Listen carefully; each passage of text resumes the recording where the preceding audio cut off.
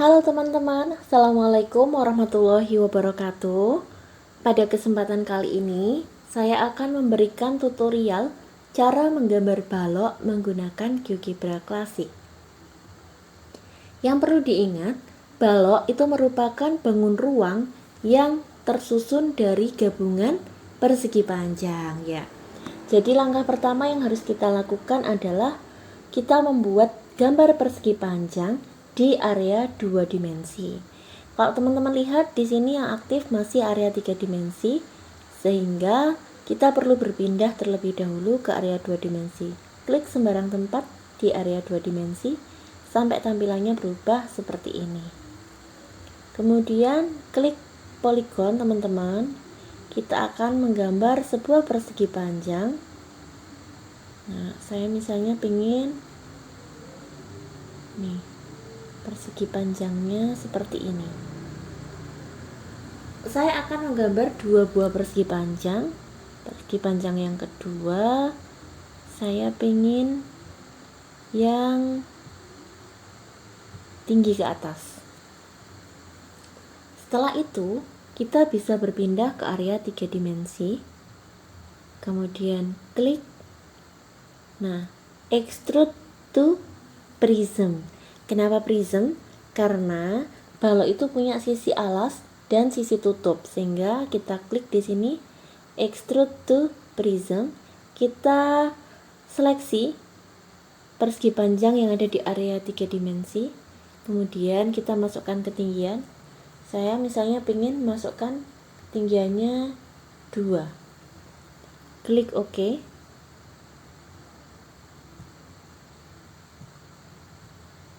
Nah, sehingga hasilnya seperti ini. Lalu bagaimana dengan yang satunya? Saya ingin membuat balok yang lebih tinggi. Masih extrude to prism, kemudian seleksi baloknya, lalu altitude-nya saya pengen masukkan 6. Kita klik OK. Nah, hasilnya seperti itu teman-teman. Hasil ini sebenarnya bisa kita putar. Jadi hasil ini bisa kita putar begini supaya dia terlihat masing-masing begitu ya teman-teman. Kemudian supaya kalian lebih mudah mengamatinya, saya akan atur ini tampilannya. Saya juga akan sembunyikan di sini plane dan sumbu-sumbunya atau aksesnya, sehingga akan muncul tampilan seperti ini. Nah, di sini kita sudah punya dua buah balok. Tapi kalau kalian perhatikan, balok yang ada di sebelah kanan ini dia identik dengan prisma. Jadi apakah yang sebelah kanan ini balok atau prisma tegak segi 4? Iya betul. Jadi yang sebelah kanan ini boleh kita namai balok, boleh juga kita namai prisma tegak segi 4. Lalu bagaimana dengan yang kiri? Apakah boleh kita namai prisma tegak segi 4? Tentu jawabannya juga boleh. Karena balok dan prisma tegak segi 4, ingat, prisma tegak segi 4 sejatinya merupakan bangun ruang yang sama. Jadi seperti itu. Selanjutnya bagaimana kalau kita ingin membuat jaring-jaring balok?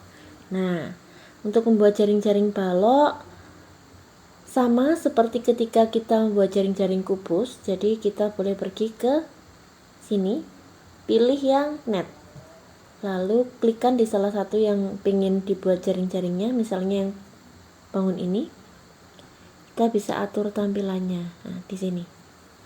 Setelah itu, seperti biasa, kalau kita tekan tombol play pada slidernya, maka dia akan membuka dan menutup menyesuaikan dengan balok yang sudah kita buat. Artinya jaring-jaring ini ketika kita play tombol slidernya, dia akan menyelimuti balok yang sudah kita buat.